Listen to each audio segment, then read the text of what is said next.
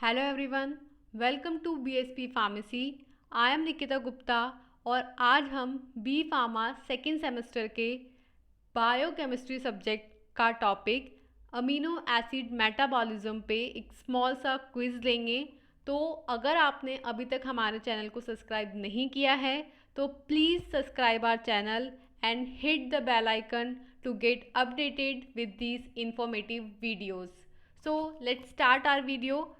First question from amino acid metabolism is which of the following is a non-essential amino acid? तो यहाँ पे आपको चार options दिए गए हैं जिनमें से आपको बताना है कि कौन सा amino acid non essential amino acid है। तो फर्स्टली आपको ये पता होना चाहिए कि असेंशियल अमीनो एसिड्स क्या होते हैं और नॉन असेंशियल अमीनो एसिड्स क्या होते हैं।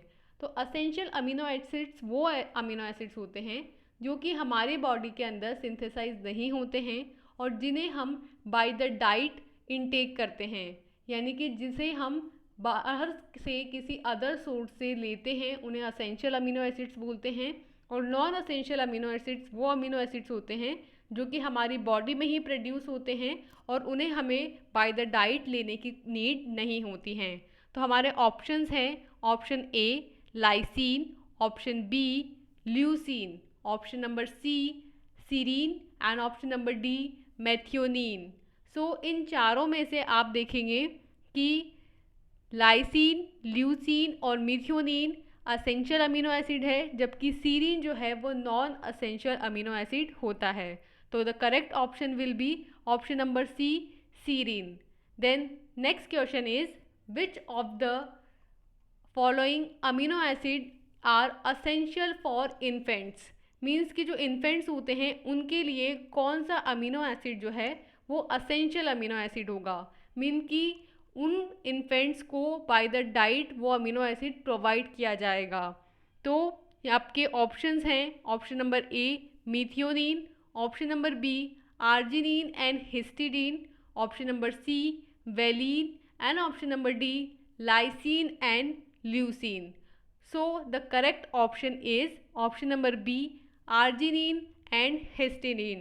तो इन चार ऑप्शंस में से सिर्फ आर्जिनिन और हिस्टिडीन है जिसे असेंशियल माना गया है इन्फेंट्स के लिए, जिसमें से जो आर्जिनिन होता है वो इन्फेंट्स की प्रॉपर ग्रोथ के लिए उनके डेवलपमेंट के लिए असेंशियल है, जबकि जो हिस्टिडीन है वो उन इन्फेंट्स के अंदर जो इन्फ्लामेटरी रिस्पॉन्सेज होते हैं और स्टमक में हाइड्रोक्लोरिक एसिड के प्रोडक्शन के लिए असेंशियल होता है। और ये अमीनो एसिड्स इन्फेंट्स में प्रोड्यूस नहीं होते हैं और इन्हें एज एन डाइट सप्लीमेंट की फॉर्म में दिया जाता है। सो हमारा करेक्ट ऑप्शन हुआ option number B arginine and histidine. Then next question is which form of nitrogen is incorporated in an amino acid.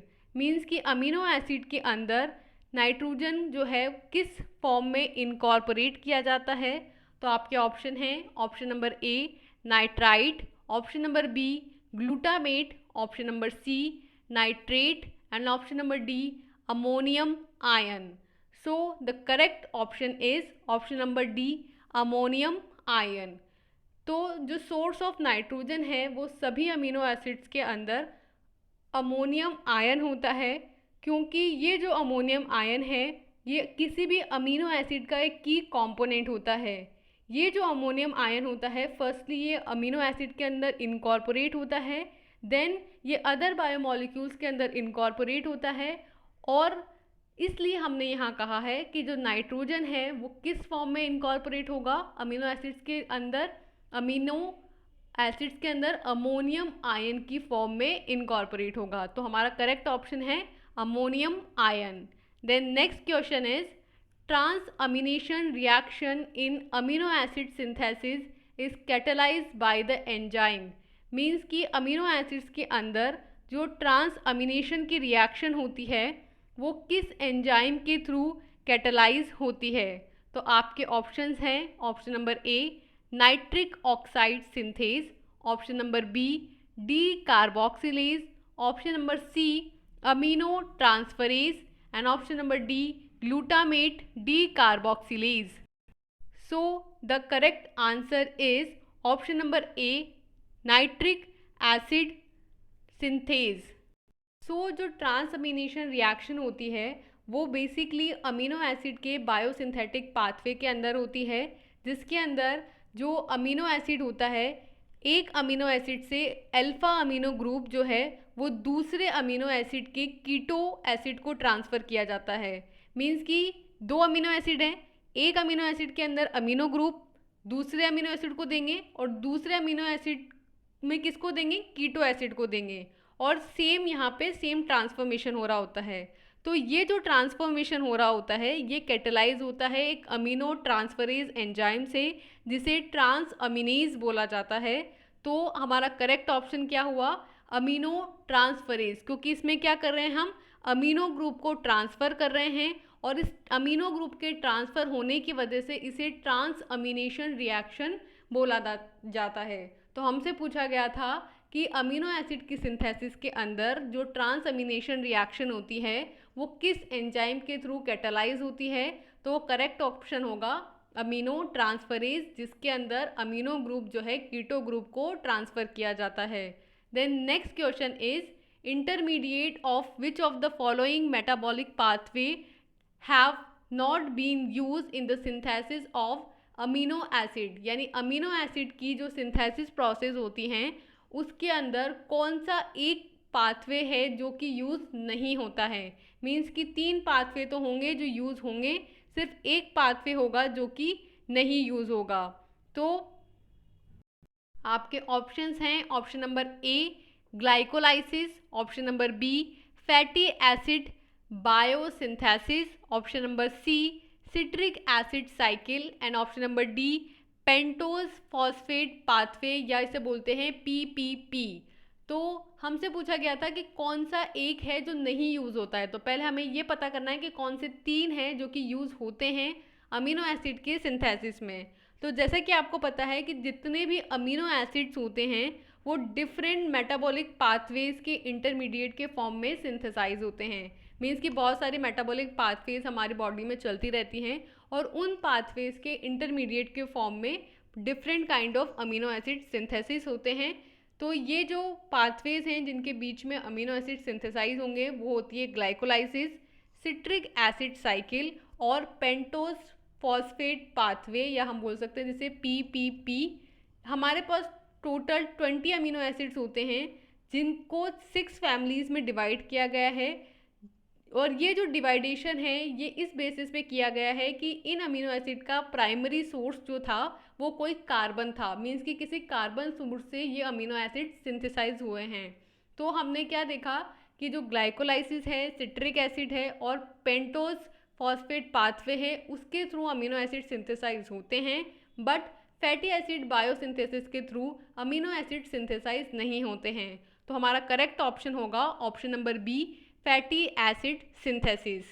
Then next question is name the amino acid which does not take part in the transamination during amino acid catabolism. Means कि जो amino acid का catabolism होता है इसके अंदर कौन सा amino acid होता है, मीन्स कि ट्रांसअमीनेशन प्रोसेस होगा जिसके थ्रू अमीनो एसिड का कैटाबॉलिज्म होगा। तो इस अमीनो एसिड के कैटाबॉलिज्म प्रोसेस में जो ट्रांसअमीनेशन रिएक्शन होती है उसमें कौन सा अमीनो एसिड पार्टिसिपेट नहीं करता है। तो आपके ऑप्शंस हैं option number A proline, option number B threonine, option number C lysine and option number D serine. तो करेक्ट ऑप्शन है ऑप्शन नंबर डी सीरीन। सिर्फ सीरीन है जो कि पार्टिसिपेट नहीं करता है, और बाकी जो आपके तीन अमीनो एसिड हैं प्रोलीन, लाइसीन और थ्रियोनीन, ये ट्रांसअमीनेशन प्रोसेस में पार्टिसिपेट लेते हैं जो कि अमीनो एसिड के कैटाबॉलिज्म के टाइम पे होती है। इसमें जो अमीनो ग्रुप होता है वो डोनर है और वो स्पेसिफिक होता है जिसे अमीनो ट्रांसफरेज बोलते हैं, जबकि जो एक्सेप्टर होता है वो क्या होता है, अल्फा कीटो ग्लूटरेट होता है। हमने लास्ट भी अभी ट्रांसअमीनेशन पे एक और क्वेश्चन लिया था जिसके अंदर हमने कहा था कि ट्रांसअमीनेशन रिएक्शन का मतलब होता है कि ट्रांसफ़र ऑफ अमीनो ग्रुप, जो कि अमीनो ग्रुप जो है वो कीटो ग्रुप को ट्रांसफ़र किया जा रहा था और वहाँ पे जो एंजाइम रिस्पॉन्सिबल था इस ट्रांसअमीनेशन के लिए उसे हमने अमीनो ट्रांसफरेज एंजाइम बोला था। तो उस प्रोसेस के लिए 3 अमीनो एसिड्स उसमें पार्टिसिपेट करते हैं, प्रोलीन, लाइसिन एंड थ्रियोनिन। और कौन सा पार्टिसिपेट नहीं करता है? सीरीन। देन नेक्स्ट क्वेश्चन है, name those living organism which secrete nitrogen in the form of urea. तो उन ऑर्गेनिज्म का हमें नाम बताना है जो कि नाइट्रोजन को as in form of urea secrete करते हैं। तो आपके ऑप्शंस हैं, option number A ureotelic, option number B uricotelic, option number C ammonotelic and option number D nitroso compounds. तो जितने भी लिविंग ऑर्गेनिज्म होते हैं वो नाइट्रोजन को 3 तरीके से सिक्रीट करते हैं, 3 तरीके से एक्सक्रीट करते हैं। फर्स्ट होते हैं यूरिकोटैलिक, जो कि यूरियोटैलिक मीन्स कि जो यूरिया को सिक्रीट करते हैं, यूरिया की फॉर्म में जो है नाइट्रोजन को एक्सक्रीट करते हैं। देन अमीनोटैलिक जो कि अमोनिया की फॉर्म में नाइट्रोजन को एक्सक्रीट करते हैं। एंड यूरिकोटैलिक जो कि यूरिक एसिड की फॉर्म में यूरिया को एक्सक्रीट करते हैं। एंड नाइट्रोसो कंपाउंड की फॉर्म में कोई भी नाइट्रोजन जो है वो एक्सक्रीट नहीं होता है। तो हमसे पूछा गया था यूरिया की फॉर्म में कौन सा होता है, तो यूरिया की फॉर्म में होगा यूरिकोटैलिक। तो करेक्ट ऑप्शन होगा option number A. Then next question है, the urea cycle is also referred as Krebs Henseleit cycle. क्या यूरिया साइकिल को क्रेब्स हैंसलेट साइकिल भी बोला जाता है? तो करेक्ट ऑप्शन है ऑप्शन नंबर ए ट्रू और ऑप्शन नंबर बी फॉल्स। क्या ये सच है या फिर ये गलत है? तो ऑफकोर्स इसका आंसर है ट्रू, यानी कि यस, ऑप्शन नंबर ए। यूरिया जो है वो डिस्कवर किया गया था साइंटिस्ट क्रेब्स और हैंसलेट के थ्रू, इसलिए इसे क्रेब्स हैंसलेट साइकिल भी बोला जाता है। और ये जो यूरिया साइकिल होता है इसके अंदर एस्पार्टेट, कार्बन डाइऑक्साइड और अमोनिया जो है वो फॉर्म होते हैं। तो आपने यूरिया साइकिल जब पढ़ा होगा तो आपको पता होगा कि इसकी डिस्कवरी क्रेब्स और हैंसलेट ने की थी, इसलिए इसे क्रेब्स और हैंसलेट साइकिल भी बोला जाता है। तो ये स्टेटमेंट एकदम ट्रूथ है, तो ऑप्शन नंबर ए ट्रू इसका आंसर होगा।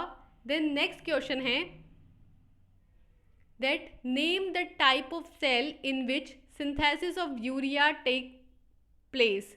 तो हमें उस सेल का टाइप बताना है जिसके अंदर यूरिया साइकिल जो है वो होता है, मीन्स कि वो सेल जिसके अंदर यूरिक साइकिल होता है उस सेल का नाम बताना है। तो आपके ऑप्शंस हैं, option number A pancreatic cell, option number B hepatocyclic cell, option number 3 Bowman's gland cell and option number D urinary epithelium cell. तो यहाँ पे हमें बताना है कि कौन सी सेल्स है जिसके अंदर यूरिया साइकिल होता है। तो करेक्ट ऑप्शन है ऑप्शन नंबर बी हिपैटोसाइट्स, यानी कि लीवर सेल्स। तो हिपैटोसाइट्स क्या होती है? बेसिकली लीवर सेल्स होती हैं जिसके अंदर यूरिया सिंथेसाइज होती हैं। और यूरिया के सिंथेसिस के अंदर 5 एंजाइमेटिक रिएक्शंस होती हैं, जिसके अंदर फर्स्ट 2 रिएक्शंस तो माइटोकॉन्ड्रिया में होती हैं और बची हुई 3 जो रिएक्शंस होती हैं वो साइटोसॉल के अंदर इसमें होती हैं। और इस तरीके से जो सेल होती हैं जिसके अंदर ये यूरिया साइकिल होगा उसको बोलते हैं हिपैटोसाइट, यानी liver cells. Then next and last question आता है हमारा कि which of these are heredity disease caused due to an error in amino acid metabolism.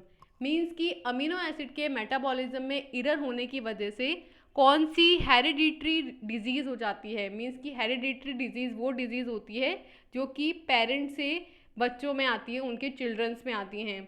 तो हमें बताना है कि इनमें से कौन सी वो हेरिडिटरी डिजीज़ है जो कि अमीनो एसिड के मेटाबॉलिज्म में एरर की वजह से कोज हुई है एंड देन पेरेंट्स से चिल्ड्रंस में ट्रांसफ़र हुई है। तो आपके ऑप्शंस हैं, option number A homocysteine urea, option number B albinism, option number C phenyl keto urea and option number D branch change keto acid urea. तो करेक्ट ऑप्शन है phenyl keto urea. तो ये जो फिनाइल कीटो यूरिया होता है basically ये एक hereditary disorder होता है जो कि अमीनो एसिड के जो मेटाबॉलिज्म है उसमें डिफेक्ट होने की वजह से होता है, जिसमें बेसिकली क्या होता है जो फिनाइल एनालीन होता है वो टायरोसिन में कन्वर्ट नहीं हो पाता और बॉडी में ही डिपॉजिट हो जाता है, जिसकी वजह से जो एंजाइम है फिनाइल एलानिन हाइड्रोक्सिलेज उसकी डेफिशिएंसी हो जाती है और जो डिजीज़ कोज होती है उसको बोलते हैं फिनाइल कीटोन यूरिया, जो कि एक हेरेडिटरी डिजीज़ है, पेरेंट्स से बच्चों में ट्रांसफ़र होती है। तो यहाँ पे हमने कंप्लीट किया है हमारा quiz on amino acid metabolism. I hope so कि आपके सारे डाउट्स अमीनो एसिड मेटाबॉलिज्म से क्लियर हो गए होंगे। So thank you so much guys. ये वीडियो आपको कैसा लगा प्लीज़ कमेंट सेक्शन में कमेंट करके बताइए, और ये कितना इन्फॉर्मेटिव रहा, कितना यूज़फुल रहा आपके लिए ये बताइए, और आपको इससे रिलेटेड और भी जो टॉपिक्स डिस्कस आप करना चाहते हैं वो भी बताइए। और लास्ट में मैं बस ये बोलना चाहूँगी कि प्लीज़ हमारे एप्लीकेशन बीएसपी फार्मेसी पे जाके एक बार विज़िट ज़रूर करिए। वहाँ पे आपको बी फार्मा और डी फार्मा के हैंड रिटन नोट्स, सारा स्टडी मटेरियल, वीडियो लेक्चर्स और कंप्यूटराइज नोट, इवन आपको लाइव क्लासेस भी हम प्रोवाइड कर रहे हैं। तो प्लीज़ एक बार बीएसपी फार्मेसी ऐप को जाके खोलिए और वहाँ पे विज़िट कीजिए। So thank you so much guys, मिलते हैं ऐसे ही और भी इंफॉर्मेटिव वीडियोस के लिए। तब तक के लिए thank you, all the best, bye bye.